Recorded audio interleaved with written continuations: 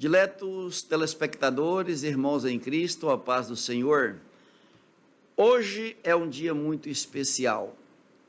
Estamos a celebrar os 112 anos da Assembleia de Deus no Brasil. Para a escola dominical, com certeza é uma data invulgar, é uma data muito especial, porque Deus concedeu a essa instituição uma longevidade que somente a graça dele, somente a bondade dele, somente a misericórdia dele poderia fazê-lo, sem com que ela perdesse seus princípios. Trata-se de uma igreja pentecostal genuinamente cristã, e Deus a sustenta nas suas mãos com a sua pentecostalidade e com a sua biblicidade, ambas debaixo do temor e do saber do Senhor. Glórias a Ele por isso. Nossas homenagens às Assembleias de Deus no Brasil, a todos os assembleianos, que a bênção de Deus seja sobre vocês. A todos os estados brasileiros, municípios, cidades, linhas, comunidades, onde é servido por uma Assembleia de Deus, que lá a bênção de Deus continua derramada e todos sendo por esta igreja abençoada. Louvado seja Deus.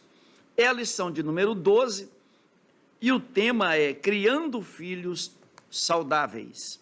O texto áureo: e crescia Jesus em sabedoria e em estatura e em graça para com Deus e os homens. Que lindo texto, catado a Deus, escolhido da palavra de Deus e trazido para o nosso estudo neste domingo. Que maravilha! E crescia Jesus. O crescimento de Jesus era tridimensional. E é um modelo para o nosso crescimento. Jesus quer que nós cresçamos assim. Jesus quer que nossos filhos cresçam assim. Jesus quer que a igreja ensine e proporcione o crescimento tridimensional para os seus filhos. E nessa condição, os novos convertidos, em qualquer idade, porque entendemos tratar-se de um início de uma nova vida. Nasceu de novo, nasceu em Cristo, e então é preciso crescer. Jesus crescia em estatura, Jesus crescia em graça, e Jesus crescia em sabedoria. Um crescimento tridimensional. Estatura, graça e sabedoria. Que maravilha! Que nossos filhos cresçam em sabedoria, em estatura e em graça também, tanto para com Deus, tanto para com os homens. E que haja em nós, os instrutores, os professores, os superintendentes, os pastores, a graça da parte de Deus, para que ministremos isso a eles, para que tenham esse tipo de crescimento. Em sede de verdade prática, o comentador deixou para nós: a vontade de Deus é que os pais eduquem seus filhos de acordo com os princípios divinos, a fim de que eles cresçam de maneira saudável e equilibrada. Somente há crescimento verdadeiro, saudável e equilibrado em Cristo Jesus, ou crescendo na palavra, orientado pela palavra. A melhor fonte orientadora para o crescimento tridimensional é a Bíblia Sagrada. Não há outro manual melhor que esse. Deus o deixou para nós. Interessante. Do Gênesis ao Apocalipse, a Bíblia é este livro, esse manual do crescimento genuinamente cristão, verdadeiramente cristocêntrico. Louvado seja Deus. Que neste domingo, já quase ao final do trimestre, que esta lição se encaixe corroboradoramente com as outras, para fortalecer a minha família, a sua família, a nossa igreja, para que proporcione aos novos convertidos e às crianças e adolescentes, de um modo geral, esse crescimento tridimensional como Jesus crescia. No primeiro ponto da lição, o comentador, ele trabalha uma família normal. Ele está a dizer, Jesus nasceu em uma família normal. Mesmo assim, ele cresceu tridimensionalmente. Quer dizer, eu posso nascer em qualquer família.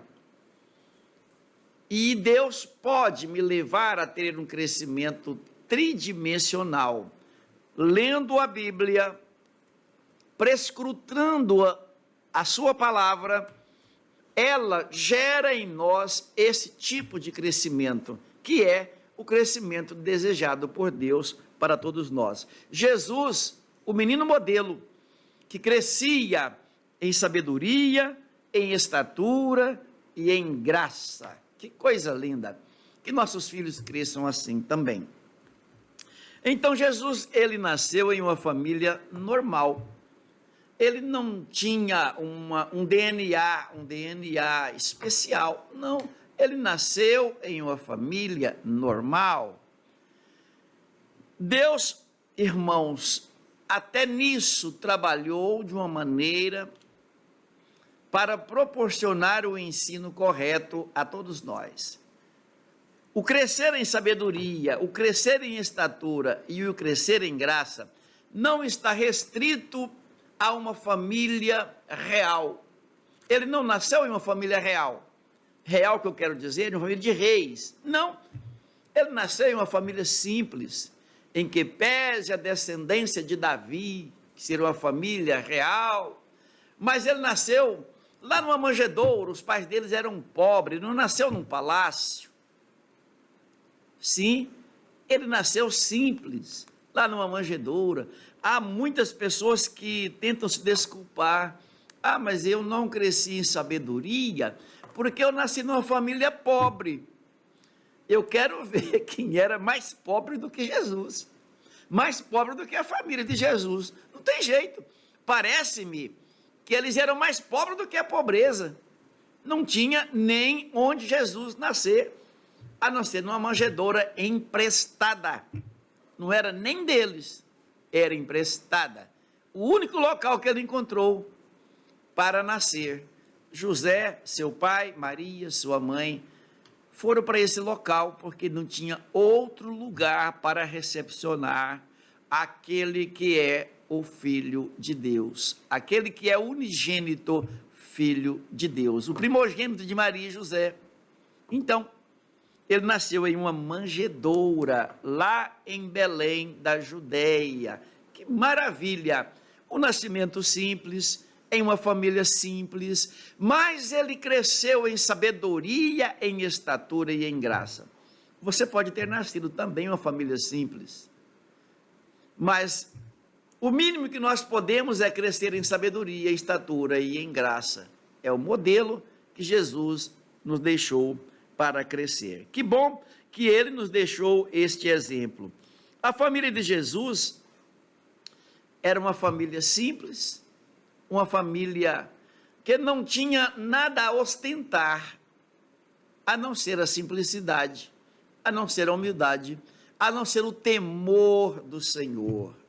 Isto mesmo, porque quando o anjo falou com Maria, ela aceitou o desafio de ser mãe do Salvador, mesmo ainda sendo jovem, sendo solteira, sendo virgem.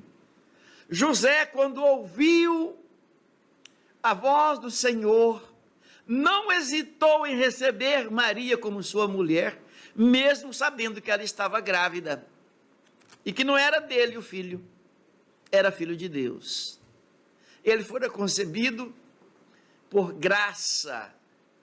Sim, o Espírito Santo veio sobre ela, e ela achou-se concebida. Que coisa maravilhosa!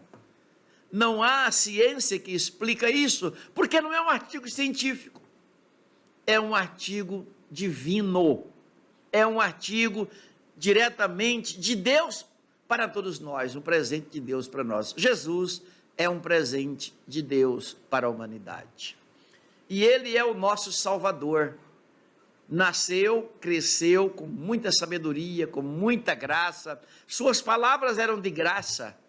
Quem estava triste se alegrava, quem estava enfermo era sarado.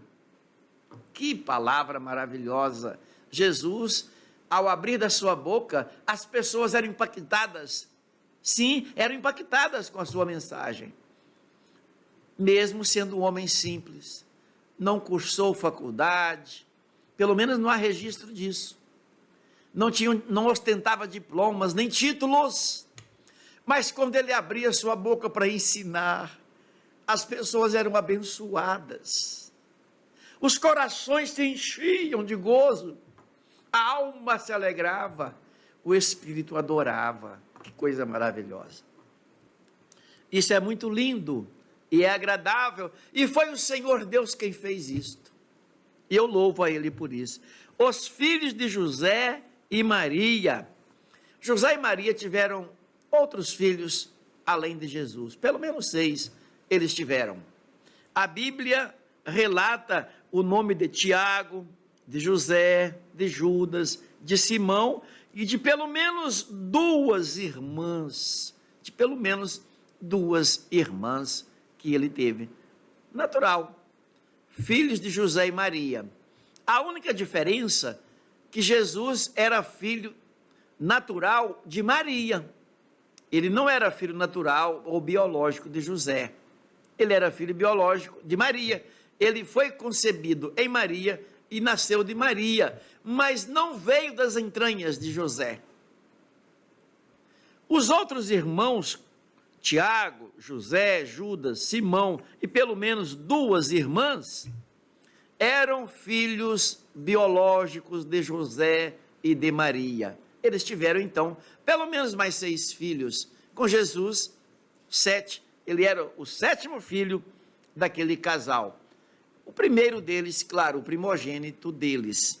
Porque diz a Bíblia, e José não a conheceu até que o menino nasceu. Então Jesus nasceu sem com que José tivesse conhecido ou tido relações íntimas com a sua mulher, por nome de Maria. Isso só veio acontecer depois que Jesus nasceu, claro, depois daquilo que nós chamamos de resguardo ou dieta. Então eles tiveram uma vida conjugal normal, e pelo menos mais 6 filhos nasceram daquela união conjugal, é o que a Bíblia nos registra, e se a Bíblia fala, é verdade, é verdade. E o relato bíblico, ele vem com a aprovação dos próprios irmãos de Jesus. Eles não relutaram a esse relato bíblico. Maria não relutou, José não relutou. Quer dizer, então é verdade. E os pais da igreja, os apóstolos, os discípulos que conheciam Jesus, conheciam José, conheciam Maria, conheciam Tiago, conhecia o outro José filho, conhecia Judas e Simão e as irmãs. Eles não relutaram disso. Então, José e Maria eram uma família normal. E os filhos de José e de Maria também eram filhos normais. Jesus, com essa situação especial, ele era filho natural de Maria, mas era filho do coração, do amor de José e de Maria. E a história o registra como filho de José e de Maria. Meus queridos irmãos, eu também vos saúdo com a paz do Senhor Jesus Cristo. Nós estamos, com a graça de Deus, na sequência da nossa lição de número 12, criando filhos saudáveis. E eu quero já iniciar com um pensamento extraído do livro do nosso querido pastor comentarista Elianai Cabral, que ele diz assim: quando os pais educam os filhos sendo compatíveis com os princípios divinos, certamente os filhos serão saudáveis. Lógico, essa citação está aqui entre aspas. Então, o exemplo de Jesus, e Jesus nos deixou exemplos grandiosíssimos em tudo. Se nós quisermos que os nossos filhos sejam saudáveis, sejam filhos, e quando aqui fala saudáveis, nós não estamos, logicamente, nos arremetendo à saúde física, tão somente, logicamente, também isso será contemplado, mas esses filhos saudáveis, ou filho saudável, está totalmente ligado à conduta, à moral, ao comportamento, e principalmente sob a proteção, os cuidados do nosso bom Senhor e Salvador Jesus Cristo. Dentro desta temática, nós podemos aqui depreender que, para entendermos melhor essa humanidade de Jesus, dividindo a sua história em fases distintas. Por exemplo, se nós formos por uma ordem cronológica, nós vamos entender perfeitamente dentro dessa primeira fase de Jesus. Quando eu digo aqui fase, nós podemos ver a fase desde a infância de Jesus, passando aí também pela adolescência até os seus 30 anos, que já podemos chamar de juventude, e, logicamente, Jesus como adulto foi quando ele reaparece na história, porque nós temos menção dele aos 12 anos, aquele episódio ali no templo com os doutores da lei. Depois, a Bíblia não traz mais nenhum registro sobre a vida de Jesus dos 12 aos 30 anos, não é, pastor Eliseu? Depois dos 30 anos que nós temos aí o ministério de Jesus. Então, dentro destas fases, a primeira fase da vida de Jesus, nós temos que nos relembrar, e aqui é um ponto histórico, do Império Romano, que na época, sob a autoridade de César Augusto, que reinou aí de 27 a.C. até o ano 14 depois de Cristo, e o César Augusto, querendo fazer um recenseamento do mundo romano, de fato, ele fez um decreto para que todas as famílias desse império se alistassem. Então, naturalmente, a finalidade era, nós entendemos, para distribuir a cobrança de impostos. Aí também Jesus entra em cena, nesta época, ainda bebê, criança. Nós vamos ver que o episódio desse recenseamento atingiu também o início da vida de Jesus, porque esse decreto levou muitos até a cidade de origem, né? De origem. No caso, nós temos até uma profecia de Miqueias, porque Jesus, ele nasceu lá em Belém, pastor Eliseu. 5:2, né? Isso, lá em Miqueias 5:2. Então, se nós formos analisar, Belém era uma cidade pequena, não era uma cidade de destaque como nós temos hoje. Muitas cidades, hoje nós formos pegar aí as capitais, né? Pegar de São Paulo, Rio de Janeiro, são capitais grandiosas, Belo Horizonte e assim por diante. Jesus não. Jesus nasceu numa cidadezinha pequena, aí entra a profecia de Miqueias 5:2, e tu, Belém Efrata, posto que és pequena entre milhares de Judá, de ti me sairá o que será Senhor em Israel, e cujas origens são desde os tempos antigos, desde os dias da eternidade. Então, mudaram-se de Nazaré para Belém das Judeias, Lucas 2:4, logicamente estou falando de José, de Maria e de Jesus, que foi onde Jesus nasceu, aqui em Belém das Judeias, para cumprir essa profecia, como está bem aqui exarado no livro de Miqueias. Então, o nascimento de Jesus, se nós formos analisar, ele é descrito de uma forma simples, pastor Eliseu. O nascimento de Jesus ele é descrito de forma simples, porque quando nós vamos para Lucas, capítulo 2, e o versículo de número 7, lá está assim: e deu à luz o seu filho primogênito, e envolveu-o em panos, e deitou-o numa manjedoura, porque não havia lugar para eles na estalagem. Dessa forma, Maria cuidou de Jesus. Maria cuidou de Jesus com o que ela tinha da época. Eu fico imaginando aqui, pastor Eliseu, você do outro lado, que hoje, na modernidade que nós vivemos, né? Tudo facilita para que os pais possam criar seus filhos. Hoje, naquela época, não. Imagina, os recursos que Maria tinha à sua disposição eram pequenos.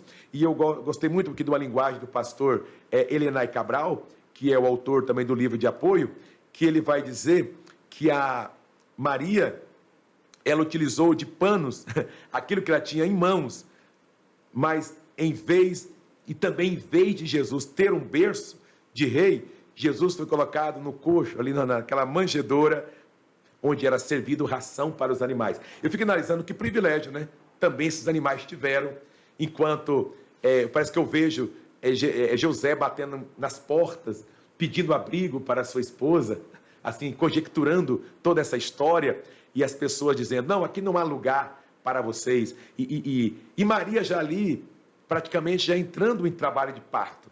Mas onde Jesus nasceu? Em uma manjedoura, a simplicidade. Um rei, detentor de todo o poder, toda a glória, nasceu em meio aos animais, mas nos deixou este legado de humildade. Então, filhos saudáveis também denotam humildade. Não é isso, graças a Deus, né? Irmão Daniel, o irmão falando sobre a vida de Jesus e os pais de Jesus, a família de Jesus, que é o tópico que nós estamos trabalhando, nos chama a atenção que, sendo ele rei, ele se fez pobre. E isso para dar a lição a todos nós que, independentemente da situação econômica em que vivamos, ou de outros problemas que a vida material traz, nós podemos servir a Deus, nós podemos ter uma família feliz, nós podemos ser abençoados e prósperos, porque prosperidade não necessariamente esteja ligado ou está ligada a dinheiro. Jesus diz, mais do que felizes, quando ele fala bem-aventurados, são os pobres de espírito, são os mansos, são os humildes, são os que têm fome e sede de justiça. Então, a prosperidade de uma pessoa está mais ligada ao caráter dele, está mais ligada à postura. Exatamente. E é exatamente isso que nós estamos trabalhando aqui nesta lição, porque se para ser uma família feliz, uma família estruturada, uma família forte, uma família dentro dos projetos divinos, que cumpre os mandamentos bíblicos, precisasse de alguns benefícios que fosse específico apenas para algumas pessoas, então não poderíamos estar falando aqui sobre a bênção de Deus para todas as famílias. Mas como Deus tem projeto para todos os homens, em todos os lugares, para todas as famílias, nos quatro cantos da terra e em todos os tempos, então a palavra de Deus está aí trazendo essas instruções, e Jesus nasce já numa manjedoura. Quem de nós nascemos num lugar como Jesus nasceu? E aí nós vamos acompanhar todo esse procedimento, como diz o evangelista Simão Daniel. A tecnologia da época, não havia máquina de lavar, não havia luz elétrica, não havia internet, não havia telefones, não havia conduções, carros, ônibus que pudessem fazer um transporte mais rápido. Então, tudo era complicado, mas em meio a toda essa complicação, nós temos aqui um modelo de família, e Deus, sabendo da competência de José e de Maria, confiou o seu filho para nascer naquela casa, filho esse que cresceu. Agora, é importante, irmão Daniel, nós cuidarmos com algumas literaturas que aparecem falando do nascimento de Jesus, porque, como bem disse o irmão Daniel, o evangelista irmão Daniel, que Jesus aparece ali no livro de Lucas, no nascimento, ele nasce em Belém, cumprimento de Isaías 7,14, a virgem conceberá e dará à luz um filho, então ele nasce de uma virgem. Depois diz em Isaías capítulo 9 que um menino nasceu e um filho se nos deu, e o principado, quer dizer, o poder de rei estava sobre ele, e o seu nome seria Maravilhoso Conselheiro. Então, é a estrutura desse menino que vai crescendo com esse perfil. Sim. Maravilhoso Conselheiro, Deus forte, Pai da eternidade e Príncipe da paz. Então, nasce Jesus ali em Belém da Judéia, e logo tem que fugir para o Egito. Foge para o Egito e quando retorna para uma cidade também pequena, pobre, desprezada em Israel, que chama Nazaré. E ali Jesus vai crescer em Nazaré. Daí, Jesus, com 8 anos, a Bíblia Sagrada apresenta ele sendo circuncidado.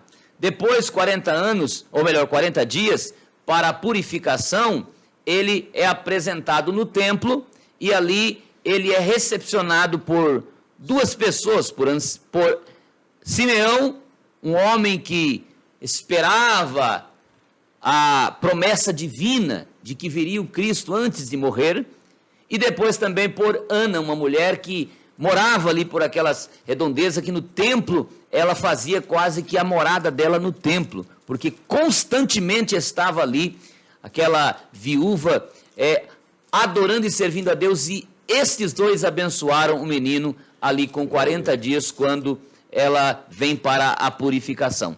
Dali, só vem agora essa apresentação que nós lemos aqui do capítulo 2 de Lucas, versículo 40 e versículo 52, que trata desse crescimento de Jesus. Sim. E que trata de que ele vai crescendo em sabedoria e em graça, e que ele aparece diante dos doutores.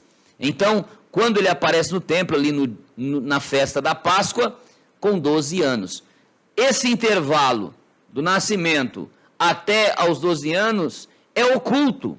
Deus não permitiu que nós soubéssemos. E não adianta nós ficarmos buscando com perspicácia, com interesses, trabalhando a história e procurando em livros e livros, porque só vamos ficar no âmbito da especulação, que não é bom para o cristão. Temos que tomar muito cuidado. Então, dos 12 anos até aos 30 anos, Jesus também ficou no anonimato. Sabe-se que ele era filho de José, que aprendeu a profissão, a Bíblia vai retratar, que ele aprendeu a profissão de seu pai, de carpinteiro, que seu pai veio a falecer, mas ele aparece ali com os 30 anos, e a gente sabe disso depois que ele começa o ministério. Então, com 30 anos ele é batizado. Então, dos 12 aos 30 anos, isso toma 18 anos, também fica no anonimato. Mas esses livros do século I, do século II, do ano 100 em diante, esses livros foram criados por curiosidade das pessoas da época, porque Jesus se tornou famoso e se falava no nome dele para todos os 4 cantos da terra. Então sempre aparece aquelas pessoas que alguns com má intenção, outros para criar literatura, porque são literários, mas que não têm compromisso nenhum com Deus, com a vida espiritual, com o céu. E então nós encontramos entre esses os gnósticos. Os gnósticos foram os principais preocupados com essa situação, ou interessados por retratar a vida de Jesus de quando ele era criança. E aí nós vamos encontrar em média de 140 livros apócrifos dessa época, mas que não são reconhecidos. Os que são reconhecidos estão na Bíblia, que estão ali retratados, claros, e que a igreja utilizava já no século I. Então, quando nós observamos entre esses livros apócrifos, 8 pelo menos tratam de evangelhos espúrios, apócrifos, ou seja, livros que não têm comprovação de suas fundamentações, que trazem lendas e tantas outras coisas, o que não ajuda em nada, pelo contrário, estorva. Por isso, conselho, tome cuidado com esses livros. São livros que tratam que Jesus era um menino muito bom e que cresceu, mas que fazia milagre desde criança, desde as fraldas dele expulsava demônios, Nós temos aí os livros o Evangelho de Tiago, o Evangelho também de Mateus, que é o pseudo Evangelho de Mateus, porque o de Mateus nós temos aqui, escrito por Mateus, o Evangelho de José, o carpinteiro de Nazaré, o Evangelho dos árabes da infância de Jesus. Então vão tratando que Jesus fazia flores desabrochar, uma vez ressuscitou um passarinho, vai tratando de que Jesus coordenava a família, que a família só orava se Jesus estivesse ali. Então eles esperavam Jesus para orar, para as refeições, porque Jesus tinha a liderança mesmo quando José era vivo. Assim dizem os livros apócrifos, não a Bíblia.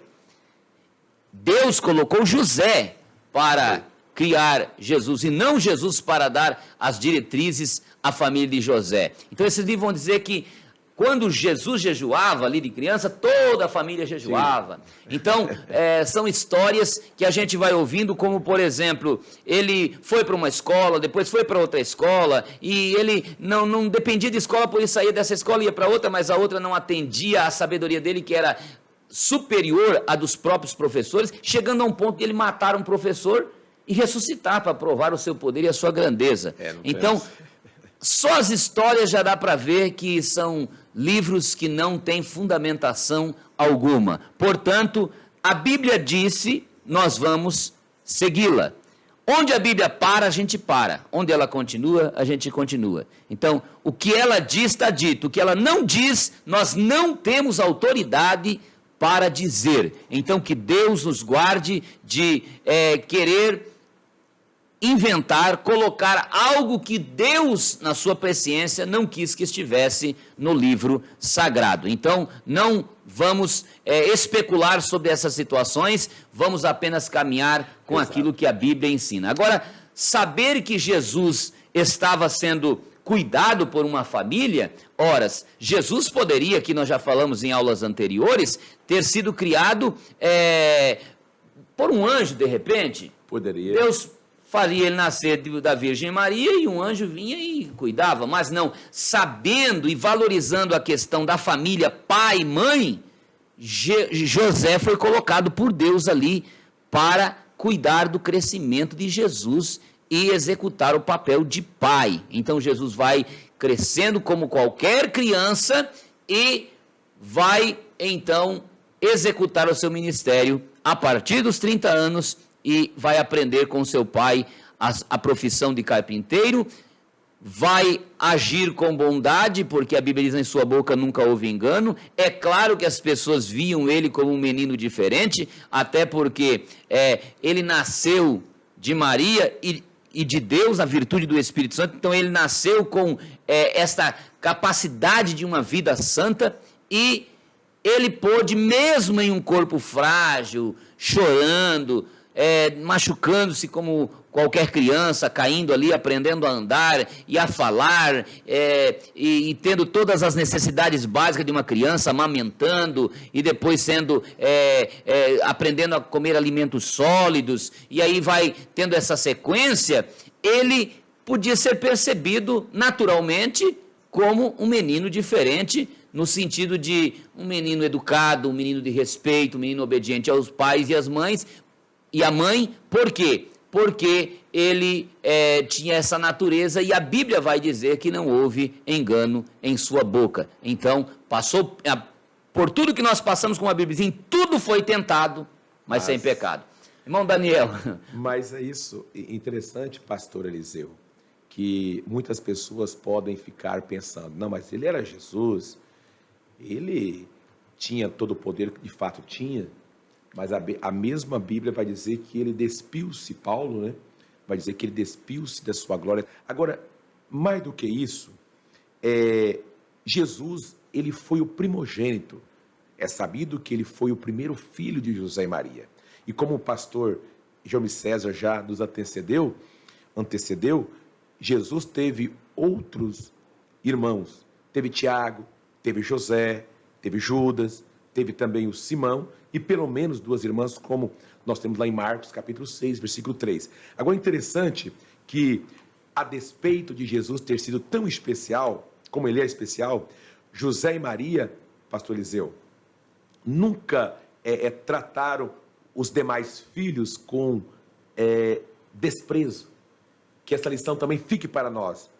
José e Maria tratavam os demais irmãos de Jesus, José, Tiago, Judas, Simão, e, enfim, do mesmo modo que tratava Jesus, sabendo que Jesus ele era, como de fato é o Salvador da humanidade. Então, todo o tratamento que Jesus recebeu foi semelhante a outros meninos nascidos em Israel. É importante, pastor Eliseu, também salientar aqui que o crescimento de Jesus se deu, como o senhor já citou, em sabedoria, estatura e graça, que é um modelo para todos nós cristãos.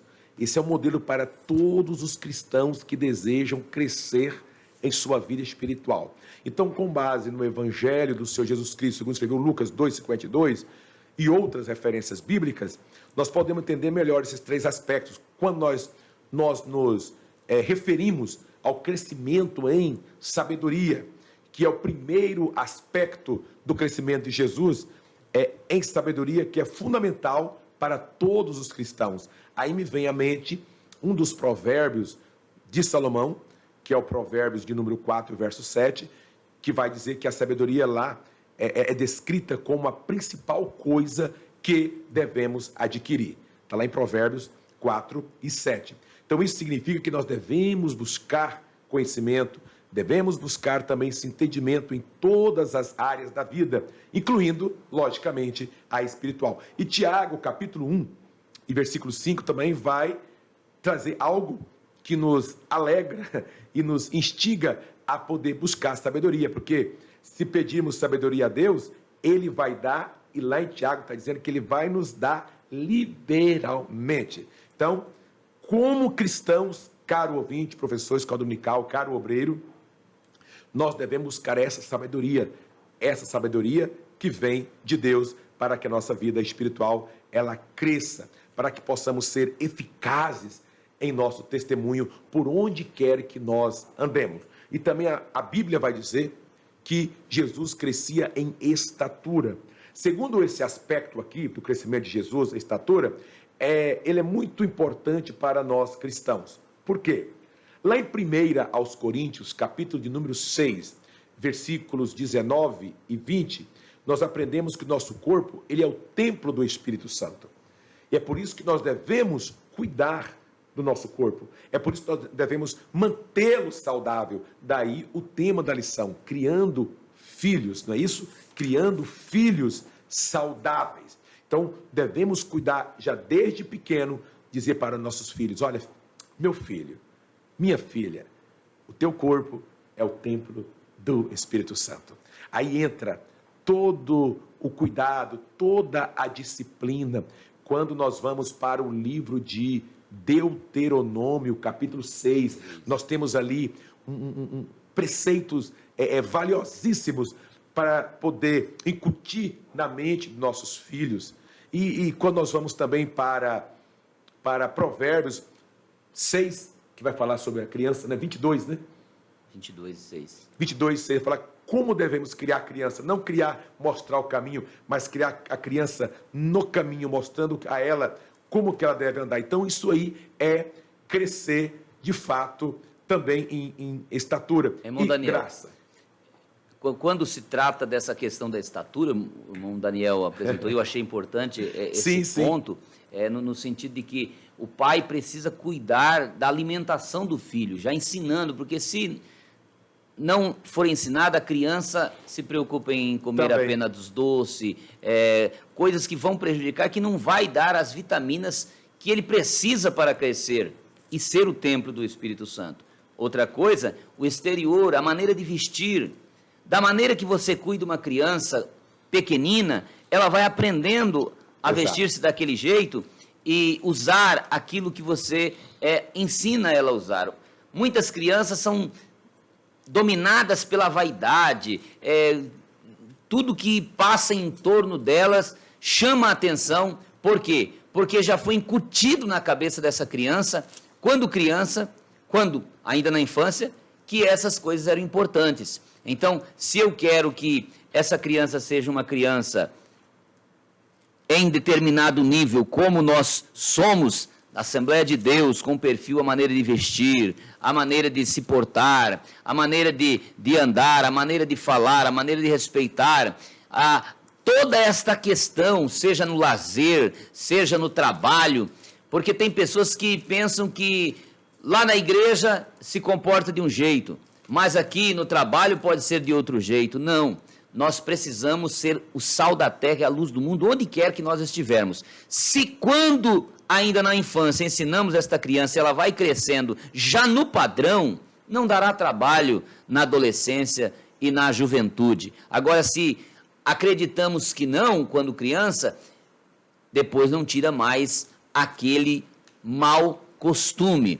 Portanto, seja a educação, a repreensão, tem que acontecer quando ainda a criança está na infância e conforme ela vai se desenvolvendo. Então teremos filhos saudáveis que serão verdadeiramente templos do Espírito Santo. Até o namoro a gente precisa estar aconselhando. Tem pais que ele fala para o filho, já começa a dar namoradas, para a criança com 5, 6, 7, 8 anos.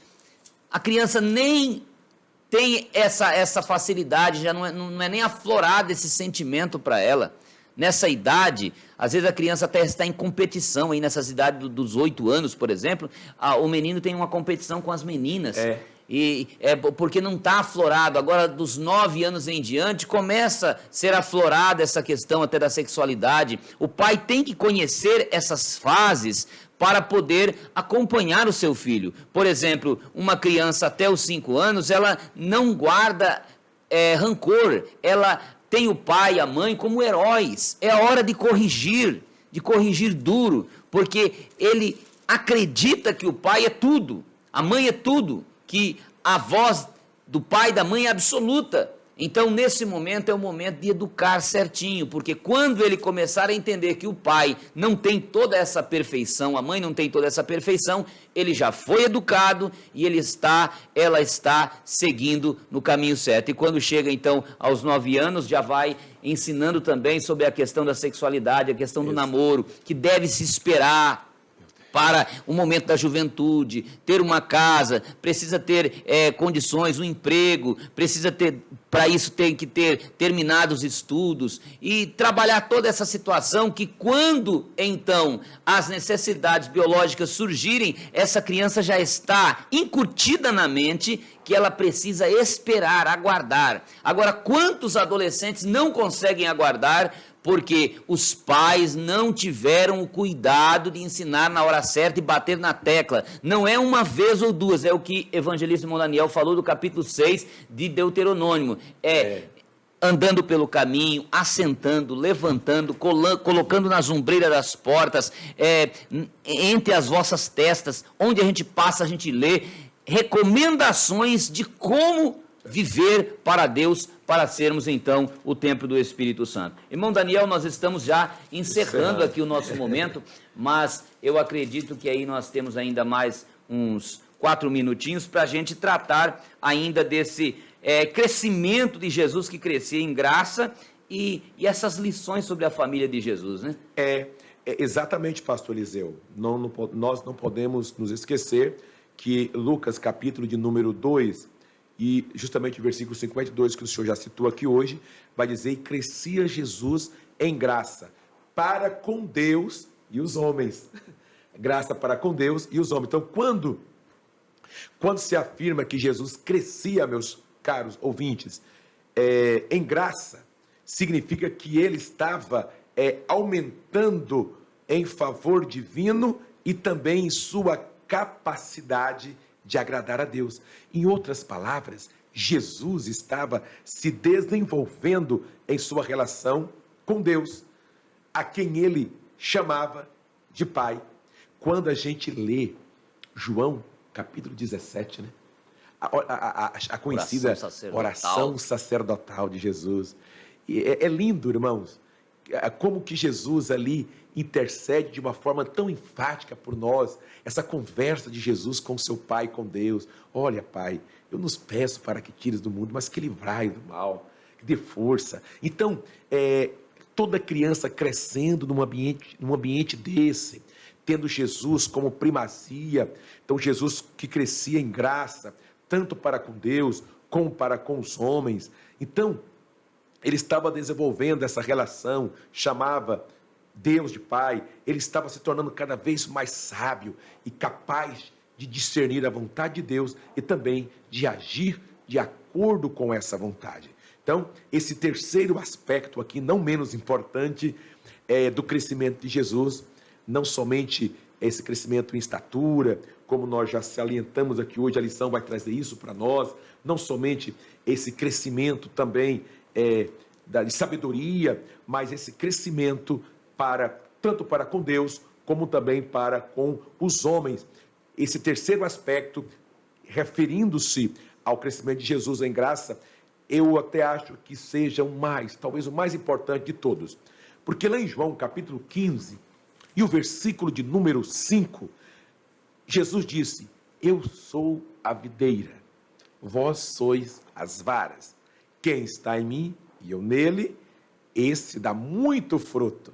Olha aí, quando nós criamos nossos filhos também sob os cuidados de Cristo, a vontade dele, vão dar bons frutos. Porque Jesus está falando sem mim, ou seja, eu e você sem Jesus, nós não vamos conseguir fazer nada. Sem mim, nada podeis fazer. Então é importante que tenhamos esse relacionamento íntimo com Deus para que cresçamos ou para crescermos em graça. E isso inclui o que, irmão Daniel?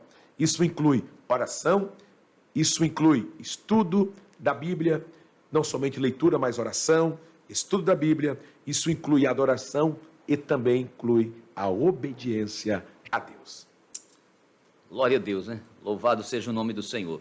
Nós chegamos já para o final desta lição, que Deus possa nos abençoar e que nós possamos aprender com a família de Jesus. Esta família que era composta de José, de Maria, de José filho também, Tiago, Judas, Simão e as mulheres que pelo menos 2 filhas, a Bíblia diz que tinham suas filhas, e esta família, Jesus cresceu de uma forma tão natural ali, que os próprios irmãos de Jesus, quando ele estava em seu ministério, não estavam acreditando que ele tinha todo aquele poder, que ele era o Rei dos Reis e Senhor dos Senhores. Mas quando Jesus morre e ressuscita, a cruz trouxe um grande impacto àquela família. Maria estava ali diante da cruz.